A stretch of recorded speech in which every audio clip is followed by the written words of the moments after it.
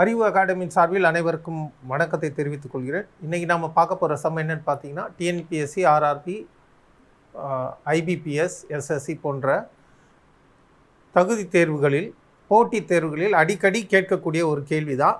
இந்த டைப்பில் நிறைய தடவை அந்த சம்ஸ் வந்திருக்கு. அந்த மாதிரியான ஒரு சம் இப்போ நாம் பார்ப்போம். ஒரு எண்ணை 15ஆல் பெருக்கினால் அதனுடன் 196 அதிகரித்துள்ளது.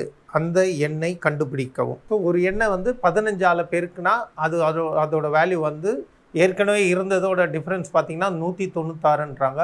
அப்போ அந்த எண்ணை எக்ஸ்ன்னு வச்சுக்கலாம். அந்த எண்ணை எக்ஸ் வச்சுக்கலாம். இப்போ இதோட இதை 15 டைம்ஸ் 15 டைம்ஸ் பெருக்குறாங்க. அப்போ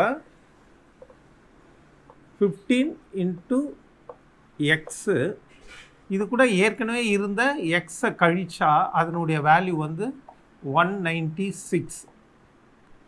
இப்போ அவங்க கொடுத்துருக்கிற கணக்குப்படி அதை இந்த மாதிரியான எக்ஸ்ப்ரெஷனில் மாற்றி எழுதுகிறோம். இப்போ 15 இன்ட்டு எக்ஸ் 15x ஆகிடுச்சு.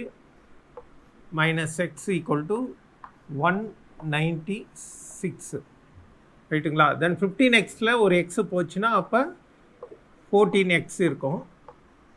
14x equal to 196.